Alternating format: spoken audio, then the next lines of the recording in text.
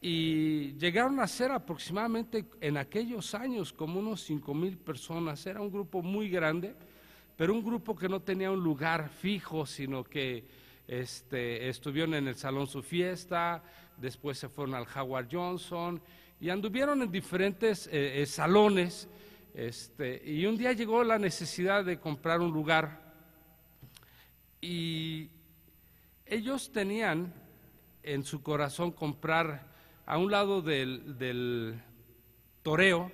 Había un hotel muy grande, era un hotel muy grande, no era un hotel hacia arriba, sino era un hotel horizontal, y ellos quisieron comprarlos. En aquellos años se los vendían en más o menos como 1,000 millones de pesos, de aquellos años. Equivaldría ahorita ¿qué? A 100 millones de pesos si le quitamos 3 ceros. Bueno, por ahí anda, no me da mucho caso en las matemáticas, acuérdense que mi cerebro estaba congelado todavía. Y la iglesia como tal tenía 500 millones de pesos. Entonces un día nos sentamos, estábamos tomando un café y yo le dije a Ernesto, pues ya cómpralo. Yo le dije, con el dinero que tú tienes yo me hubiera ido a comprar el Estadio Azteca, ¿no? Digo, cotorreando con él, somos hasta el día de hoy buenos amigos. Y entonces yo recuerdo que él me dijo, no, si a mí Dios no me da todo el dinero, no lo compro. Ese grupo no existe el día de hoy. Bueno, existe el grupo como tal, es un grupito de 30 personas, después de haber sido 5,000 personas. Y entonces uno piensa realmente que la vida de fe es algo que te va a animar, te va a alentar, te va a llevar siempre a ir a algo más, nunca quedarte con lo que estás, sino ir a algo más, ¿no? Y creo que es importante. Yo le decía a Ernesto, entonces ¿cómo la gente te va a imitar en tu fe? Me dice, es que mi fe me dice que debo de tener todo el dinero.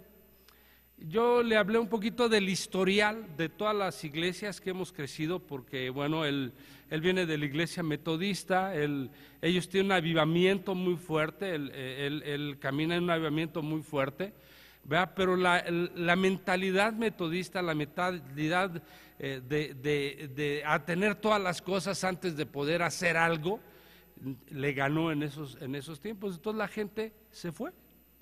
Y tú le preguntabas a la gente y la gente decía, es que mi pastor no tiene fe. Y yo decía, pero sí tiene fe. Digo, es un super maestrazo Ernesto, ¿no? La verdad es que si alguien lo ha escuchado predicar, sabe que es un maestro y que él está metido todo el tiempo en la palabra, o que él es un buen industrial, ¿no? Pero en la palabra, creo que algo que la gente debe de imitar es la fe de nosotros. Y este tema me apasiona. Porque yo considero que hay una fe la cual Dios nos ha dado a todos, que está en el libro de Romanos capítulo 13, versículo 2, después lo vas a ver. Es una fe que todos tenemos, desde que nacemos ya nacemos con esa fe. Inclusive tú puedes verte que mucha gente tiene milagros por todos lados, sin necesidad de leer una Biblia o de venir a una iglesia cristiana. Tú puedes ver las manifestaciones que hay de la gente que viene desde Guanajuato y San Luis Potosí, más allá, caminando hasta la Villa de Guadalupe. Hay testimonio de gente que en el transcurso del caminar ha recibido el milagro que necesitaba, ¿no?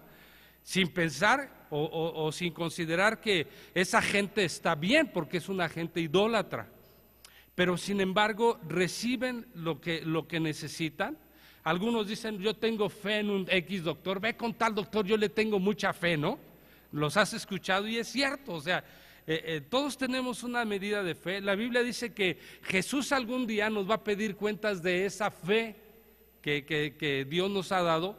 La Biblia dice que todas las cosas van a pasar, pero cuando Jesús regrese por segunda vez a la tierra, lo único que Él va a buscar en nosotros va a ser la fe. ¿Qué medida de fe tienes? ¿Cómo has crecido en tu fe? ¿Cómo te has desarrollado en la fe? Porque si la victoria del cuerpo de Cristo existe mediante la fe. Ahora, tenemos la fe que nosotros, yo puedo decir, la fe natural, digan conmigo, la fe natural, para que se despierte, ¿no? Y se les quite el frío. ¿Okay? A eso le llama una fe natural. Dios implantó en nosotros una semilla que es más pequeña de la mostaza, ¿verdad? Que todos tenemos, pero sin embargo, esa fe puede estar estática. Algunas veces puede recibir un milagro y otras veces no, porque esa fe Dios la puso para que nosotros podamos crecer en esa fe en su Hijo Jesús. ¿Okay? Esa es una fe natural. ¿Qué les dije? Natural. Pero hay una fe sobrenatural. Y ese está en 1 Corintios capítulo 12, cuando habla de los dones del Espíritu Santo. Ese es mi don, o bueno, yo presumo, porque anhelo tener ese don. Yo presumo tener el don de la fe, porque he podido ver que cuando alguien tiene el don de la fe, hace declaraciones y las cosas se van dando conforme a la declaración que él hizo. Y mi máximo admirador en esto se llama Dios. Génesis capítulo 1. Todas las cosas que Él dijo se crearon. Hágase la luz se hizo. Hágase las aguas se hicieron. Podemos ver que Él fue creando. De eso vamos a ir hablando. Pero hay otra tercer fe. La fe del ministerio de Efesios capítulo 4 versículo 11, donde dice que Dios aún nos constituyó apóstoles, profetas, evangelistas, pastores y maestros a fin de edificar al cuerpo de Cristo. Si alguien al caminar no tiene esta fe, es alguien que no es alguien digno de seguir, porque es algo que debe de caminar. Nosotros particularmente declaramos que vivimos por fe, porque consideramos que tenemos a alguien que nos sustenta, que ese es Dios, o nos provee, que ese es Dios, que no importando las condiciones en las cuales la situación de la vida esté, realmente debe de ejercer esa fe en Dios. Entonces, observa, dice que debes de imitar mi fe, ¿no? Si tú vienes a esta congregación, debes de imitar mi fe. Yo soy alguien que no está estático realmente en las cosas. Les voy a explicar. Cuando nosotros venimos a este lugar, nosotros compramos este lugar sin dinero. No teníamos dinero, ¿va? Salimos del Salón Los Arcos, fuimos los primeros en esta zona en irnos a los salones, porque yo nací en una casa y después nos fuimos en un salón en Amistad, ahí en Plaza Universidad en San Felipe, en la parte de atrás. Y lo primero que yo aprendí como cristiano es a caminar en fe, a dar en fe, a proclamar la palabra en fe. Y entonces creo que es algo que cuando nosotros llegamos a este lugar, estábamos en el Salón Los Arcos, no teníamos dinero, realmente como grupo las condiciones de ese tiempo no eran muy buenas. La verdad es que el dueño del salón, Juan Medina, se apellida Medina, él al principio empezó prestándonoslo porque Dios hizo un milagro en su vida. Y ya después alguien le metió la idea que los americanos nos ayudaban, que los americanos nos mandaban dinero y empezó a subir la renta hasta que no la pudimos pagar.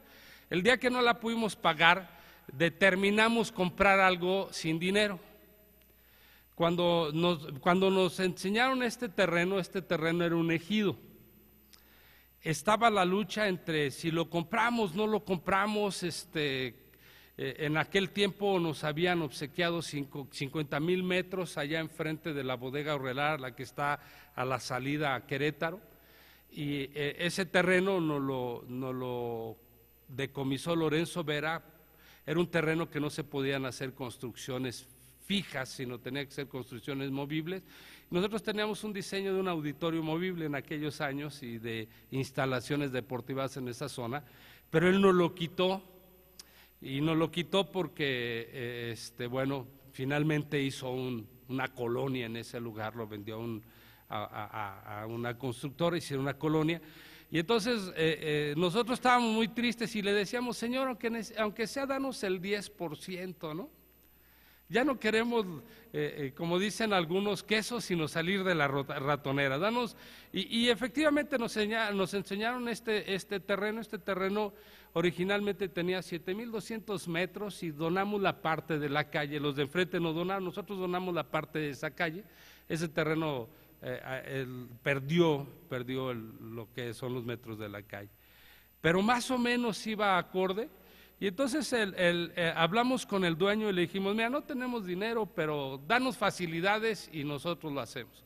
En aquel tiempo, el liderazgo de esta congregación, que eran metodistas, bautistas, presbiterianos, de todo lo existente en aquellos años, lo primero que me dijeron es que no es de Dios, no es de Dios que te metas en ese lugar. Inclusive hubo algunas profecías en aquel tiempo, del cual decía que no, que nosotros íbamos a tener un terreno en la zona comercial de aquí, y bueno, íbamos y veíamos los terrenos, y la verdad es que sin dinero, y comprar en la zona comercial era muy difícil. Y entonces lo primero que nosotros, que hicimos era empezar a ayunar y orar, que Dios nos dijera qué teníamos que hacer. En uno de esos ayunos, alguien oró porque Dios nos dijera que si debíamos de meternos a este lugar, si era para nosotros. Y ya saben, siempre existe la gente que no le cree mucho al pastor, sino que cree más en lo que él piensa. Y bueno, pues oramos, y el liderazgo que antes le llamábamos los ancianos de CCI, ¿no? Se opusieron rotundamente. Existía Agustín pertenecía a esta congregación en aquellos años. Él no nació con Juan Ramírez, él nació en una iglesia aquí en Tlalnepantla. El pastor se llamaba Pepe Galvez, recuerdo muy bien. Él nació en aquella congregación cuando él tenía un profeta muy amigo de él, que era Carlos Alonso, y cuando realmente nosotros estábamos pastoreando el jardín de San Mateo, él vivía en San Mateo. Entonces el apóstol, profeta lo relacionó con nosotros, y ahí empezamos a caminar. Él fue el primero que dijo: Abraham no es de Dios. Si Dios nos lo va a dar, nos lo va a dar con un cheque, con la cantidad exacta. Y todo el mundo nos burlábamos en aquel tiempo por el famoso cheque de la cantidad exacta, ¿no? Todo el mundo estábamos esperando que alguien llegara y nos diera el cheque para comprar el terreno, cosa que hasta el día de hoy no ha aparecido, ¿no? No sé si a él se lo dieron así, que tampoco ha sucedido en la misma forma, que porque Dios le había revelado. Estaba Romo y Mari, José Romo y Mari, su esposa, y ellos tuvieron unas profecías que no era de Dios. Pero en una de las veladas nosotros estábamos ahí, llegó alguien que no conocíamos y entonces nos dio una palabra de fe. Él dijo: yo no sé por qué Dios me trajo aquí, les voy a dar una palabra que Dios me plantó en mi corazón. Y nos dijo: ustedes necesitan una respuesta, y esta es la respuesta que les voy a dar de parte de Dios. Los hijos de luz, los hijos de las tinieblas son más sagaces que los hijos de luz. Nos dijo: como está en su corazón, eso es lo que deben de hacer.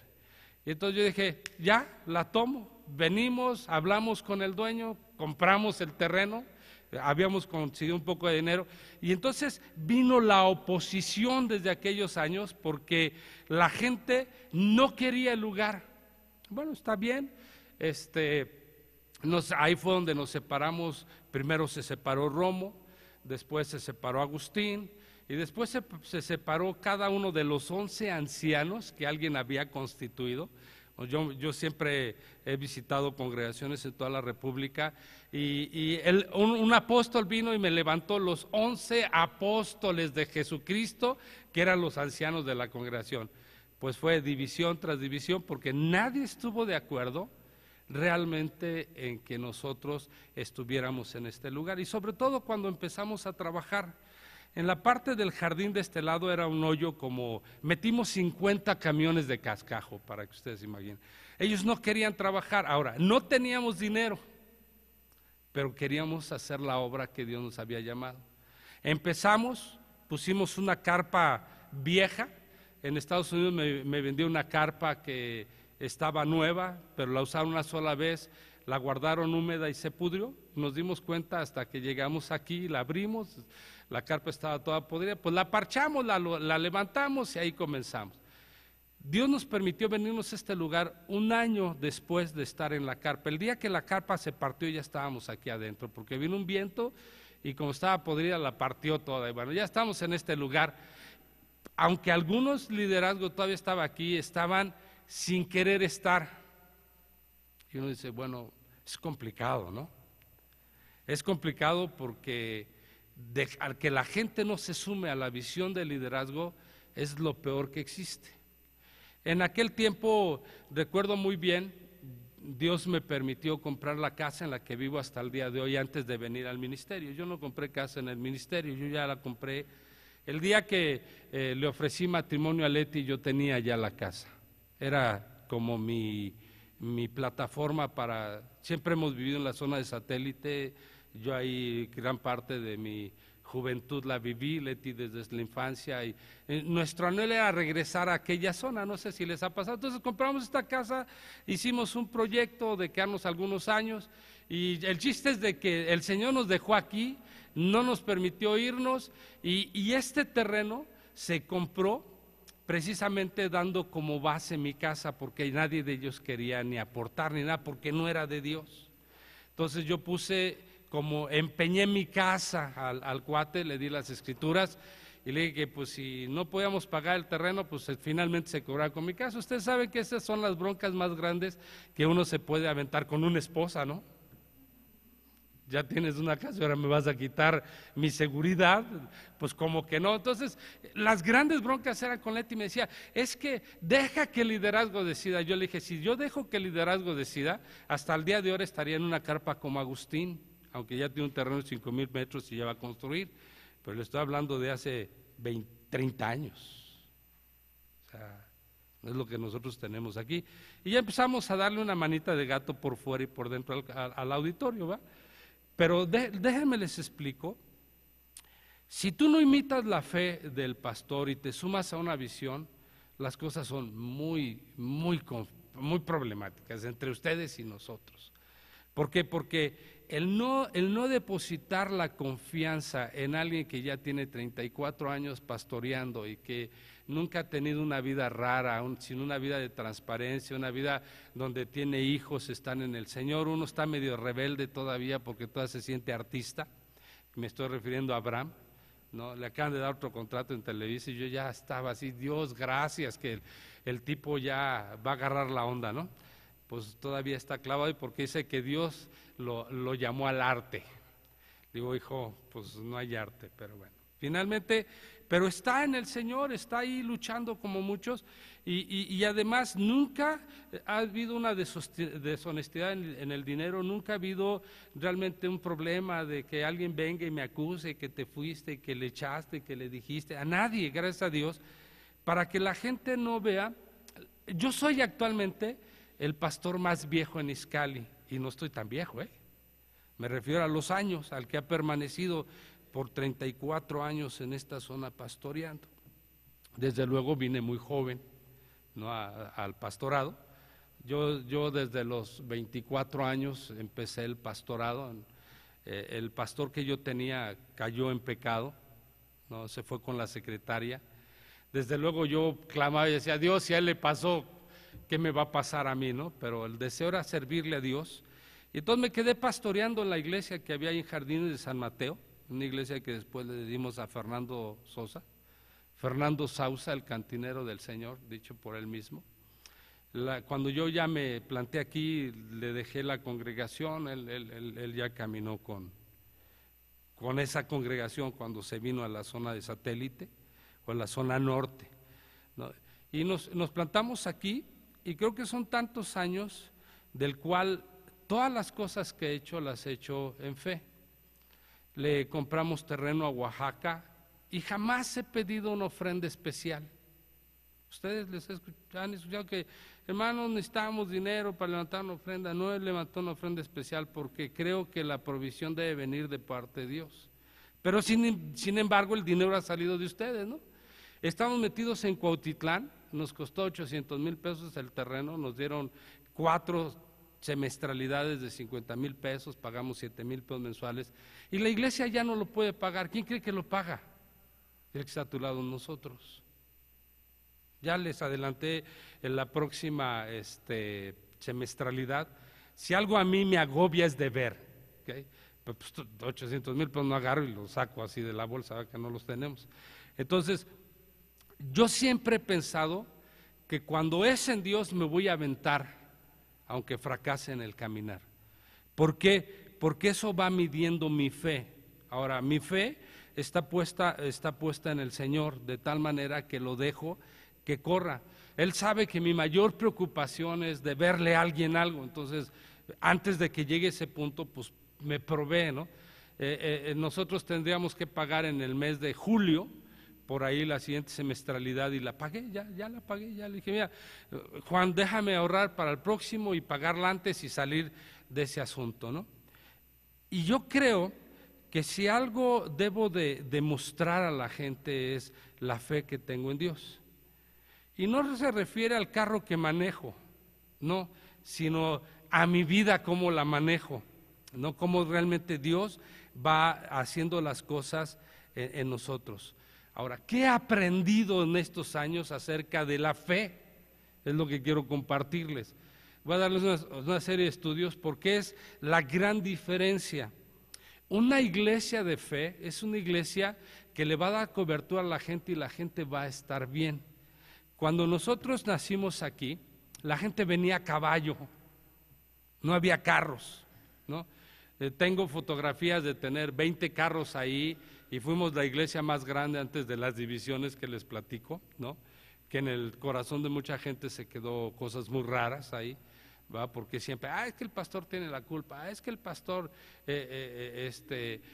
no predica la palabra, y eso en lo que predica la palabra nunca comprobaron nada, pero bueno, simple y sencillamente la gente venía a caballo. En la segunda reunión tenemos dos Homers, por ejemplo, tenemos BMW, uno dice, pues de caballos cambió a carros, ¿no? Aunque yo no confío en carros ni en caballos, sino en el nombre del Señor. ¿Han oído ese salmo? Okay.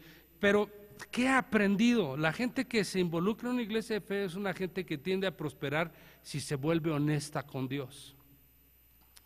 Porque los confrontamos con Dios, y si no son honestos con Dios, van a fracasar. Pero si son honestos con Dios, van a caminar, porque para mí la transparencia es vital con relación al asunto. Yo no necesito darles cuentas del dinero, vean lo que estamos haciendo, por ejemplo, ¿no? Aunque no los involucro, digo, hermanos, ya estamos metidos, por ejemplo, David ya tiene terreno, él está pagando solo, ya estamos metidos de nuevo, recuperamos la iglesia de Laredo que habíamos perdido, y pues es animar, es a veces ayudar al pastor económicamente que sale de aquí. Alama nunca ha quedado desprotegida, la escuela no ha quedado desprotegida, entonces no crean que la escuela es gratuita para la gente de aquí. Bueno, así comenzamos, ya no por la necesidad de cubrirle a los maestros un salario, pero se va el dinero en una forma extraordinaria, ¿no? ¿De dónde sale? Digan conmigo, de la fe. Ahora les voy a explicar un poquito lo que he aprendido durante todos estos años acerca de la fe, ¿no? Quiero llevarles a Mateo capítulo 6, versículo 10, al Evangelio según San Mateo capítulo 6, versículo 10. Está hablando de la oración, ¿no? Vienen los discípulos y le dicen, Jesús, enséñanos a orar, por favor, mira, todo el mundo le enseña a orar. Y Jesús les dice, bueno, cuando vayan a orar, les da lo que entendemos, la regla de la oración modelo, ¿no? Aunque algunos lo consideran o lo repiten como perico, Jesús no está hablando de una oración muy pragmática, sino está hablando de la esencia de lo que es Dios a través de la oración. Pero en esta parte me llama mucho la atención, en el versículo 10, le dice Jesús, venga tu reino, hágase tu voluntad, como en el cielo, así también en la tierra. Si tu fe no mana de un aprendizaje de Dios, tu fe no funciona. Hágase tu voluntad como se hace en el cielo, se haga en la tierra. Creo que es muy interesante poder observar, ¿no? Quiero llevarles a Génesis capítulo 1. Y les quiero llevar esta parte porque me parece muy importante ver cómo Dios hace las cosas. Dios siempre va a hacer las cosas a través de su palabra, o sea, su palabra es la que nos va a dejar ver el carácter, la naturaleza, la esencia de Dios y el corazón de Dios para nosotros, ¿no? En el principio Dios creó los cielos y la tierra. Digan conmigo, Dios hizo los cielos y la tierra, Él los creó. Digan conmigo, la fe crea las cosas. No los oigo muy convencidos, pero bueno. La fe crea las cosas, de donde no existen a que existan. Fíjate bien, dice, entonces en el principio creó Dios los cielos y la tierra. Quiere decir que no existían, pero además cuando los creó, creó la tierra desordenada y vacía. ¿Cuál es el propósito de Dios? No lo entiendo, ¿no? Aquí he estudiado a Watchmani acerca de hablar del principio, y él dice que en el principio, pues como Dios aventó a Satanás al abismo, hubo una guerra en la tierra y la tierra se desordenó, porque nunca Dios hace nada desordenado. Hay muchas teorías en todo esto. Para mí, claro, la tierra estaba desordenada. ¿Cómo se desordenó? ¿Quién sabe? Y a lo mejor Dios la creó desordenada, no entiendo, y la creó vacía.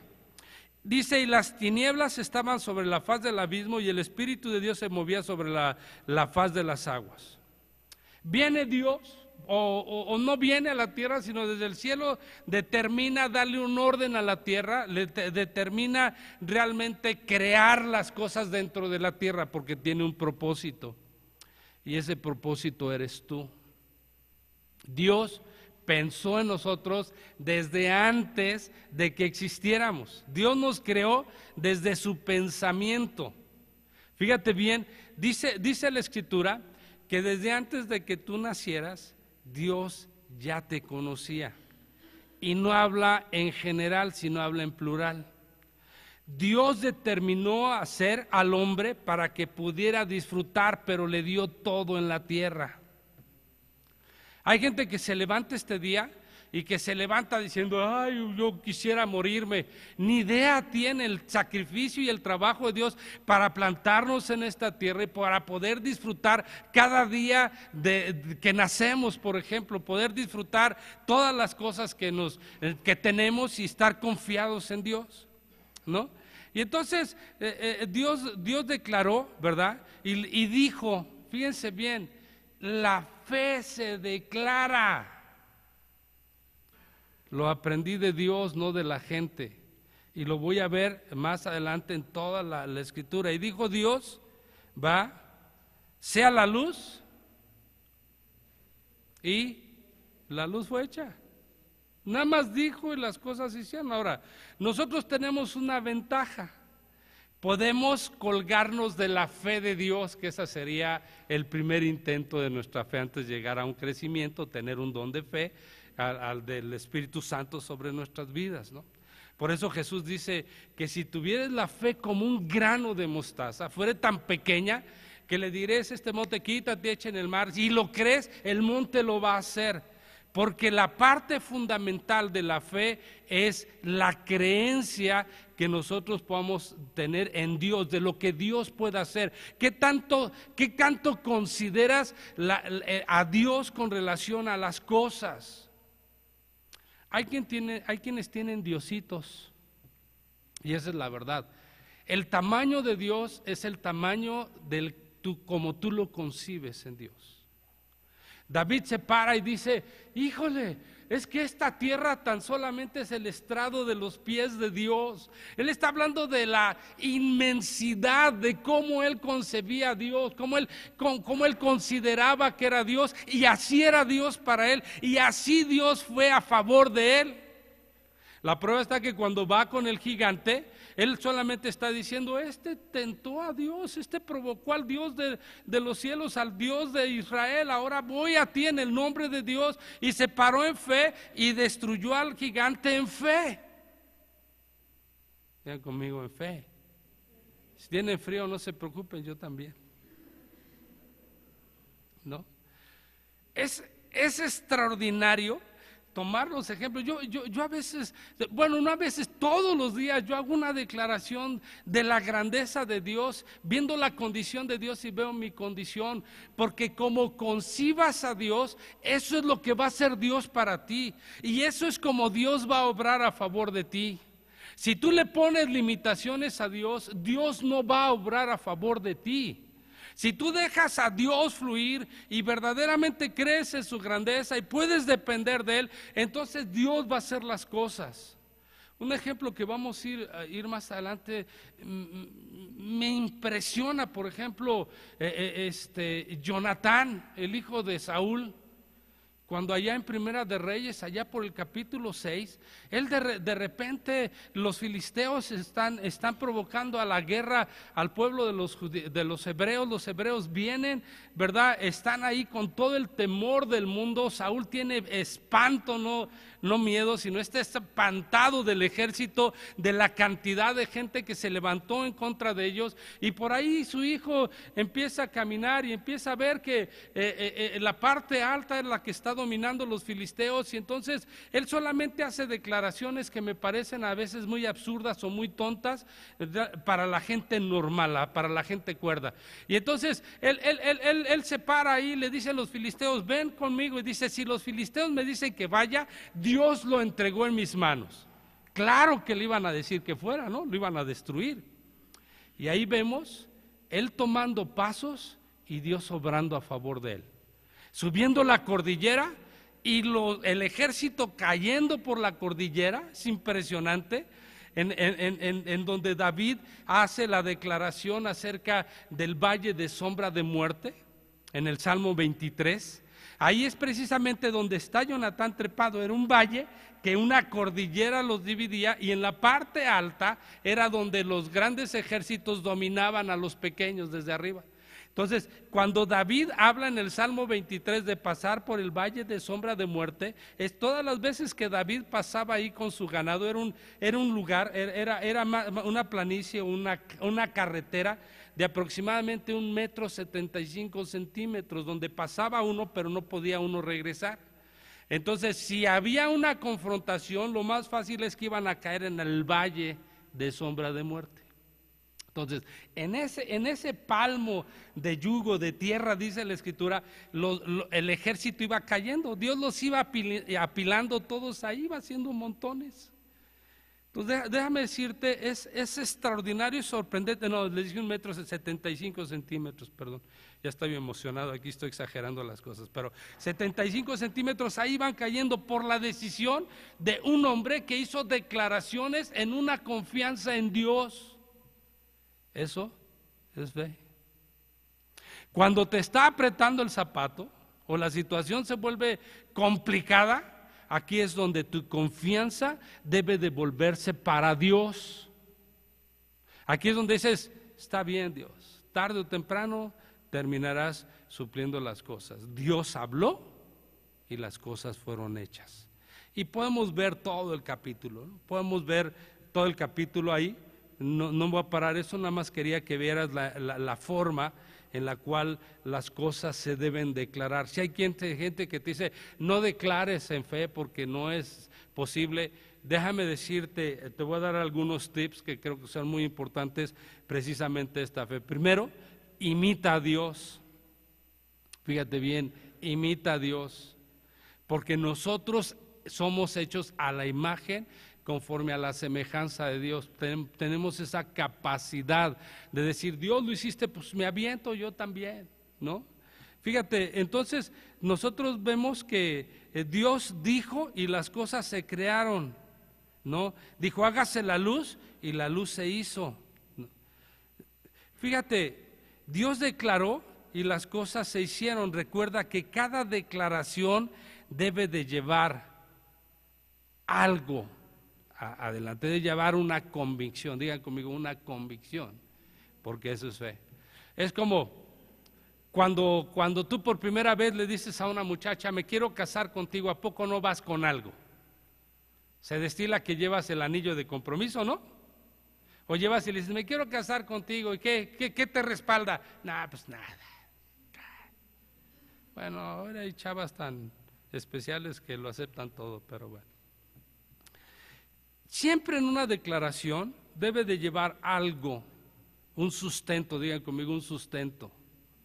Si tú haces declaraciones, tu sustento es Dios. O sea, lo estás haciendo en Dios. Esta es la parte importante en la cual nosotros debemos empezar a caminar, ¿no? El muchacho le dice, oye, me quiero casar contigo, va con los papás y entonces le entrega el anillo. Digan conmigo, se echó la soga al cuello. Va a tener que mantener una mujer que ni es de su familia, ¿no? Pero pues así son las cosas. Bueno, quiero llevarte al Evangelio según San Marcos, capítulo 11, versículo 12 al 14, y lo voy a leer del 20 al 26. Dice, al día siguiente, ¿no?, cuando salieron de Betania, tuvo hambre, y viendo de lejos una higuera que tenía hojas, fue a ver si tal vez hallaba en ella algo. Pero cuando llegó a ella, nada halló sino hojas, pues no era tiempo de los higos. Entonces Jesús le dijo a la higuera, nunca jamás coma nadie fruto de ti. Y lo oyeron sus discípulos. Digan conmigo, qué cosas tan ilógicas, ¿no? No era tiempo de higos. ¿Qué quería enseñarle Jesús a sus discípulos con esto? ¿Y qué nos quiere enseñar a nosotros este día? Hizo una declaración y le dijo a la higuera, nunca jamás coma de ti fruto. La declaración es, no vas a dar frutos, ¿no? En el versículo 20 encontramos la situación. Y pasaron por la mañana y viendo que la higuera se había secado desde la raíz. Vean conmigo, wow. La declaración que él hizo, al día siguiente, cuando los discípulos van por ahí, voltean y ven a la higuera como diciendo, Jesús no sabía lo que estabas diciendo, ¿cómo le pides higos? Ni es tiempo, nada más porque tiene hojas va a tener higos. Jesús quería enseñarles el aspecto de la fe en la declaración hacia ellos. O sea, ¿qué le dijo? Nunca jamás nazca de ti fruto. ¿Qué tenía que acontecer? Digan conmigo, se tenía que secar la higuera, ¿o no? ¿Qué tenía que hacer? Secarse la higuera, señores. La diferencia del cristianismo es que nosotros caminamos en fe, en Él, para que Dios haga las cosas. Él es la base fundamental de nuestra enseñanza. Si tú vas al capítulo 6 de según San Mateo, capítulo 5, tú vas a ver que Jesús se sienta y Él está enseñando a la gente, le está enseñando a sus discípulos, les está hablando de su doctrina. El Nuevo Testamento se basa en la doctrina de Cristo, si no, no hay razón de ser. Y entonces dice, pasados por la mañana, vieron que la higuera se había secado desde la raíz. Entonces Pedro, acordándose, le dijo, maestro, mira, la higuera que maldijiste se ha secado. ¿Qué hizo Jesús? Digan conmigo, habló. La Biblia dice que él dependía absolutamente de Dios. Habló. Por eso dice la Biblia que todo lo que ates en la tierra es atado en el cielo. Y todo lo que desates en la tierra es desatado en el cielo. Esta es la base, la fe. ¿Okay? Todo lo que ates en la tierra es atado en el cielo. Yo no sé por qué a veces a los cristianos que andamos buscando algo nuevo se nos ocurre de repente hacer cosas raras. Todo lo que ates en la tierra es atado en el cielo. Todo lo que desates en la tierra es desatado en el cielo. Cada vez que tú sueltas en el nombre de Jesús la sanidad sobre la gente, Dios tiene que desatarla en el cielo por tu fe. El asunto es tu fe. Y vamos a ver más adelante que tiene mucho que ver la fe del que declara y la fe del que está recibiendo, ¿no? Entonces, cuando esto empieza a caminar, te das cuenta que entonces nuestra fe puede ser algo que se declara cuando tenemos esa plena confianza en Dios y traemos ese anillo que respalda nuestra fe en Dios. ¿Me explico? ¿O no me explico? ¿O siguen con frío? Ya empiezo a calentarme aquí un poquito, ¿no? Le dice Pedro, estoy en el capítulo 11, versículo 20, dice, al pasar la mañana vieron que la higuera se había secado desde la raíz. Entonces Pedro, acordándose, le dijo, maestro, mira, la higuera que tú maldijiste se ha secado. Respondiendo Jesús le dijo, ten fe en Dios. ¿En quién? En Dios. ¿Quién hace las cosas? Dios. El problema es cuando los cristianos están más derrotados que los mismos derrotados. Cuando la actitud del cristiano, que debe ser totalmente positiva, porque tenemos un Dios. Si Dios por nosotros, ¿quién contra nosotros? Dice la Escritura. Si Dios viste a las plantas y a las aves y les da de comer, dice, ¿cuánto más a ustedes, hombres de poca fe? Ya le está diciendo, ¿cuál es el problema? La fe del individuo para con Dios. Tu condición en esta vida, en este tiempo que viene con la situación globalizada de la economía y de tener un control sobre el hombre, que ya está escrito en Apocalipsis, que para allá viene. Estamos siendo controlados y vamos a ser controlados totalmente por el gobierno, y no nada más en México, sino en el mundo entero. Esos son los cambios que tenemos en los impuestos y todo ese rollo. No es más que un control que se va a ejercer el hombre. Ese control, pues cuando tienes fe, te va a llevar adelante. Fíjate bien. Entonces, él le dice, Señor, la higuera se secó. Jesús le dice, Pedro, por primera vez en la vida aprende algo, ten fe en Dios. ¿Qué le está diciendo? Todas las cosas que declares en Dios serán hechas. ¿Por qué vivimos como vivimos entonces? Porque queremos, porque no estudiamos la Biblia, porque a veces situaciones raras vienen a nuestra vida. Ahora, todo mundo tiene que pasar por un desierto, di conmigo, todo mundo tiene que pasar por un desierto. Mucha gente viene al cristianismo pensando que se le van a solucionar inmediatamente las cosas. Inmediatamente las cosas, a nadie se le van a solucionar a menos que Dios tenga un propósito definido en la persona. Porque todo mundo tenemos que pasar por un desierto, pero sales del desierto. Y hermano, yo tengo como 30 años viviendo en el jardín del Edén, pero pasé por un desierto grueso. Grueso, económicamente, ¿verdad? Yo tenía que pasar por el desierto porque simple y sencillamente había determinado servirle al Señor y meterme tiempo completo, y pasé por el desierto, ¿no?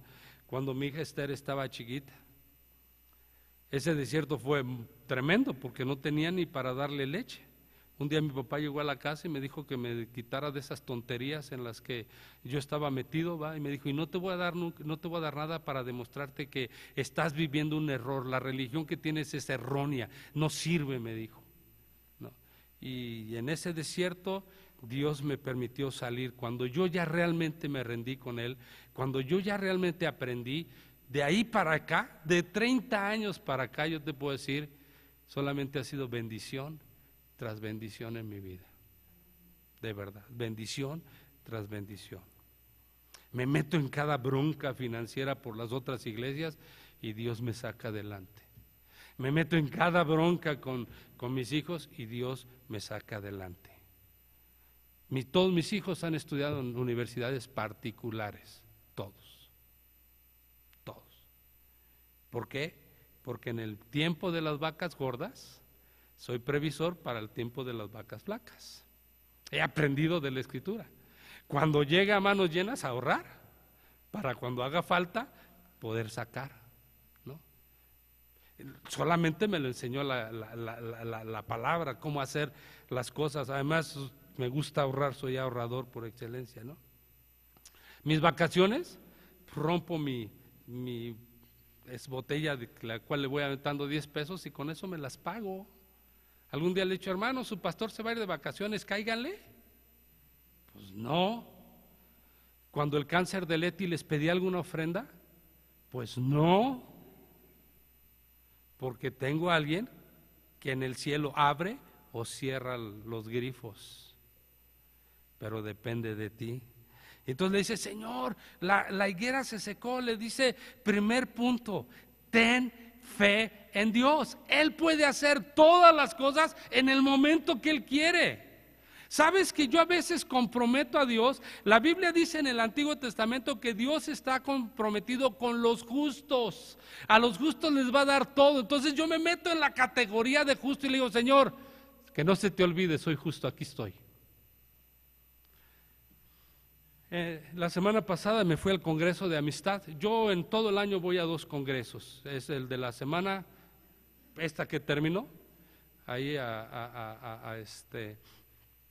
bueno, voy a la parte sur, y la semana que entra, que es martes, miércoles y jueves, me voy a Puebla, al otro congreso. Me siento y lo único que le digo, Señor, aquí estoy, enséñame. Y de verdad, yo que soy tan radical en el aspecto de bíblico, hubo una predicadora que se llama Ina Suárez, y trajo unas enseñanzas que nadie de los que estaba ahí, yo decía, Señor, ¿cómo? Ella no me puede enseñar a mí nada. Y como el Señor me dijo, abre tus oídos, tienes algo que aprender. Y la verdad es que dije, sí, cierto. En contra de toda mi voluntad, ya me había parado una conferencia y me dijo, Leti, no te pares. Pues la Biblia dice que no debe de enseñarme, no te pares, siéntate. Claro, me paré en el de la familia, ¿no? Y entonces, déjame decirte, a veces lo que oigo, si realmente cuadra con la Escritura, lo pongo en práctica. Y esa es la parte fundamental. Le digo, Señor, ¿he sido justo? Entonces Dios sabe que he sido justo en toda la extensión de la palabra. A veces no le digo que he sido santo, le digo, ¿he sido justo? Porque la palabra santidad te mete a otro nivel. Y entonces Dios en su infinita misericordia, porque tengo con qué respaldar las cosas, Dios me bendice. Porque de cierto te digo, estoy aquí cuando Jesús le dice ten fe en Dios, porque de cierto te digo que cualquiera que le dijera este monte, digan conmigo, cualquiera, no está hablando de cristianos, está hablando de la fe, cualquiera. Ahora sabrás por qué en las procesiones la gente recibe milagros. Ahora sabrás por qué la gente piensa que el santo Sangoloteo o San Jacinto o San quien sea no recibe por el santo, recibe por la fe en él que Dios le ha permitido dar, pero que tarde o temprano Dios nos va a pedir cuentas de esa fe. ¿En qué la dedicaste? ¿A quién la consagraste? Jesús va a venir a buscar la fe que hayamos tenido en Él, dice la Escritura. Bueno, pues más adelante. Emocionado estoy. El que está a tu lado, mi tema me fascina porque lo vivo. Voy más adelante. Les platico cómo peleé los 40 días en mi enfermedad. ¿Sí? Me vino un chispazo a la mente cuando más mal estaba. Y me vino un chispazo donde dice que, dice que el reino de los cielos sufre violencia y solamente los valientes lo arrebatan. ¿Han leído esa parte? Está hablando de salvación, digan conmigo, está hablando de salvación. Pues yo agarré y le dije, Señor, yo soy violento y arrebato de los cielos mi sanidad. Y todos los días lo declaraba allá donde yo estaba, allá fue en la cama, en la sala, Señor, yo arrebato mi sanidad. Y yo la liberé, ¿no? Diferente a lo mejor a Leti, yo hice declaraciones en la palabra, yo decía, Señor, yo suelto mi sanidad en el nombre de tu Hijo Jesús, ten misericordia de mí. Le decía, acuérdate del justo Abraham, no del de Génesis, del de 2014, ¿no? Bueno, 2013. Y entonces yo así le hablo al Señor conforme a la palabra. Y sabes, he aprendido segunda cosa, Dios respalda su palabra. No a la persona, Dios respalda su palabra. Ten fe en Dios y Dios va a respaldar su palabra, no las personas. No dependas del don de las personas, depende de la palabra de Dios y relaciónate con Dios, es diferente. Hermano, yo he anhelado que esta congregación aprenda que solo pueda luchar cada batalla que tiene agarrado de la mano de Dios, no que dependa de que viene su fulano, sutano, mengano, los grandes títulos para que ore por ti, y la mayoría de la gente ni sana muchas veces. Aprende a depender tú solo de Dios, que cuando la circunstancia se ponga difícil, tú puedas meterte con Dios y arrancar. Dice que los violentos, te vuelvas violento con relación a las cosas que están en la palabra, no contra Dios, que quede claro, ¿ok? Ni te pongas violento contra Dios, no le vas a ganar una. Ok, voy más adelante. Entonces les diréis: este monte échate en el mar. Dice: y no dudar en su corazón, sino que creyere que será hecho lo que dice, lo que diga les será hecho. Por tanto les digo que todo lo que pidiereis orando conforme a la fe, creed que lo recibiréis y vendrá. Todo lo que pidas orando, basado en la fe, todo te va a venir. Digan conmigo: todo. Así dice la Escritura y así dice el texto original, ¿eh? Alguien le ha implantado todo conforme a la voluntad de Dios. Eso no existe. Ese texto no sé de dónde lo sacaron. Aquí dice: todo lo que le pidas creyendo, lo recibirás. Todo lo que pidas en oración creyendo, lo vas a recibir. Y va a venir, ¿no? Va a venir. ¿Cuál es nuestra carta máxima? La credibilidad que puedas tener en Dios. Termino, se me acabó el tiempo. Dios es del tamaño de cual tú lo concibes. Dios hará las cosas de las que tú creas que Él puede hacer, conforme a la Escritura. No va a ser más allá de lo que tú no creas, porque está condicionado a tu vida con relación a lo que tú crees de Él. Si crees que es el sanador, dice: escucha atentamente su voz, ponla por práctica y Jehová será tu sanador, ¿no? Así dice, y así lo creo. Y así dice muchos textos bíblicos que les voy a dar más adelante, los cuales cada vez que tú repitas la palabra de Dios, creyendo que en fe, va a venir a tu vida. Di conmigo: va a venir a mi vida. Dios es fiel, aunque nosotros somos infieles. Dios permanece siendo fiel. Todo lo que creas te va a venir, todo. Si crees que Dios no puede hacer las cosas, no las va a hacer. Si tú crees que Dios te puede, como dice la Escritura, a los pobres sentarlo con los ricos, ¿no? O a los menesterosos con los reyes, así Dios lo va a hacer, porque así lo concibes. Por eso ahora termino con esto. Cuando David se para y dice: tan solamente la tierra es el estrado de los pies, David concebía a un Dios extraordinariamente inmenso, sin limitaciones de ningún tipo. Por eso ves a un hombre arrojado, por eso ves un hombre que de repente se va contra los filisteos, acaba con ellos, aunque tuvo problemas aquí en la tierra, digan que sí, o sea, es cierto, pero su concepto de Dios era mayor. Todas las broncas que se metió en la tierra con mujeres y tener hijos de diferentes, las consecuencias las tuvo todas.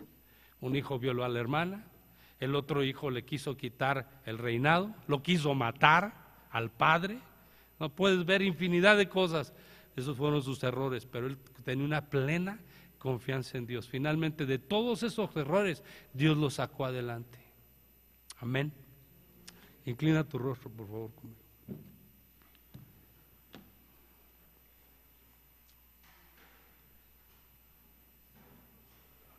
Padre, queremos honrarte en esta mañana.